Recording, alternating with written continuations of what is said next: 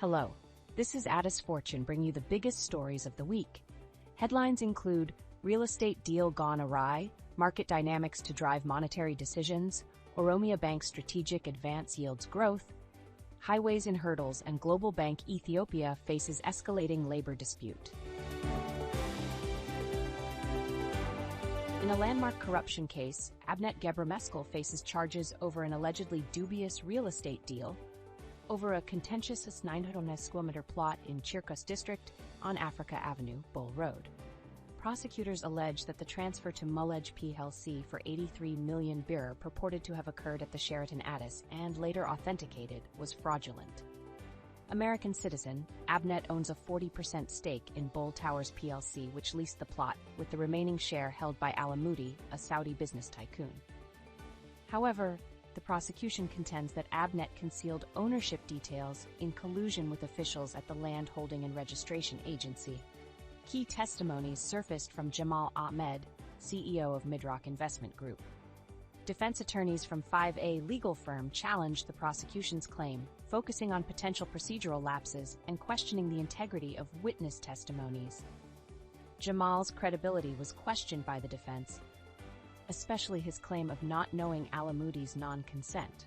They're probing into Jamal's role, and his company's involvement in supplying construction materials adds layers of intrigue.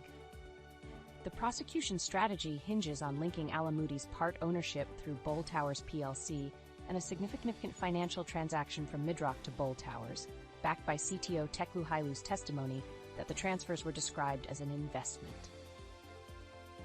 As the trial progressed, testimonies from landholding experts raised alarming questions about the authenticity of landholding documents and the role of the agency.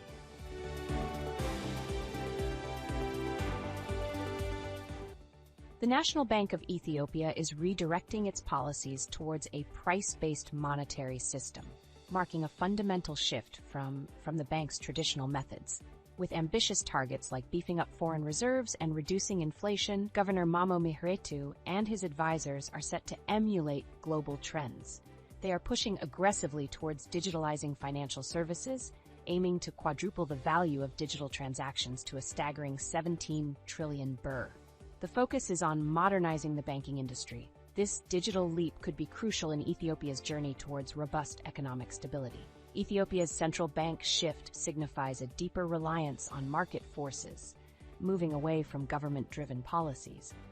With the reactivation of a monetary policy committee, the focus is now on market-based decision-making, particularly in price stability.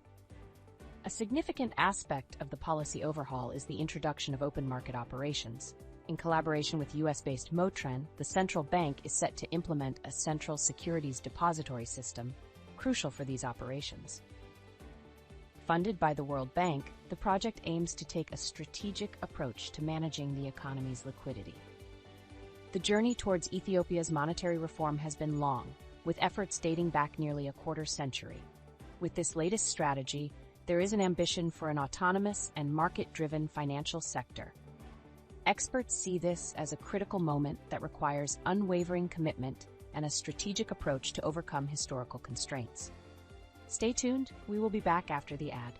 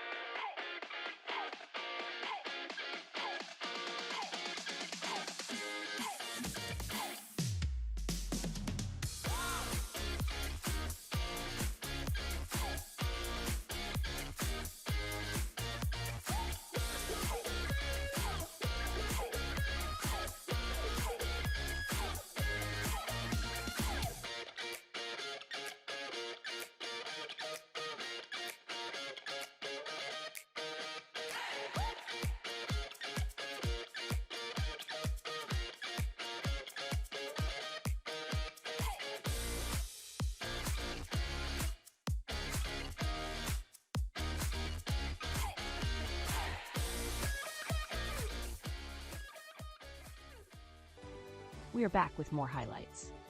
Recent financial advances reveal Oromia Bank boasting a staggering 31.7% growth, with profits surging to 1.58 billion birr, attributed to meticulous operational efficiency and a forward-looking 3-year strategic plan. In an industry where escalating expenses shadow revenue growth, experts commend Oromia Bank's balanced approach towards expansion and staffing. The bank's emphasis on managing expenses, as articulated by Teferi Makonnen, the president of the bank, illustrates a prudent path in an industry often marred by costly expansions. Oromia Bank's notable 44.3% increase in income from primary sources, such as interest on loans, advances, and investments, signals a robust financial footing. This, coupled with significant rises in income from interest-free financing and fees, marks a promising trajectory. However, with rising operational expenses, industry experts urge vigilant expense management to sustain profitability. Despite not leading the sector, the bank's competitive returns on assets and equity, along with a healthy loan-to-deposit ratio, indicate a solid market presence. In an industry dominated by giants like Awry and Abyssinia banks, Oromia's strategic focus on operational efficiency and market positioning is crucial.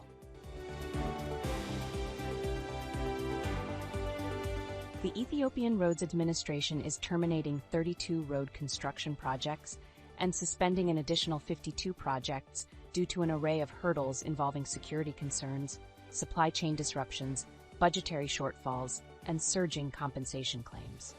The obstacles cast a shadow over the administration's mandate of overseeing the construction and maintenance of approximately 30,000-kilometer roads across the country. Renovations in the Kombolcha town, Amhara regional state, which suffered severe damage from the conflict in the north, were not able to commence, while those in Debre Marcos town faced delays due to ongoing instability. Similar projects in Shashamene town, Oromia regional state, were pushed back due to heavy rainfall over the past 6 months. A pervasive lack of capacity in contractors, with 25 domestic and 11 foreign contractors performing at less than 50% of the scheduled plans, was cited as another predicament.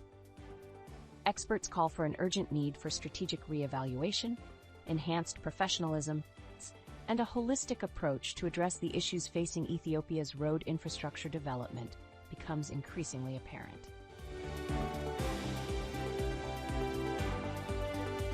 In a brewing labor dispute, tensions are on the rise as Global Bank Ethiopia executives terminate 315 employees, including union leaders, causing uproars amongst labor advocates. The discord revolves around the board of directors' decision chaired by Bakila Harisa to outsource certain services and concerns over unmet educational qualifications.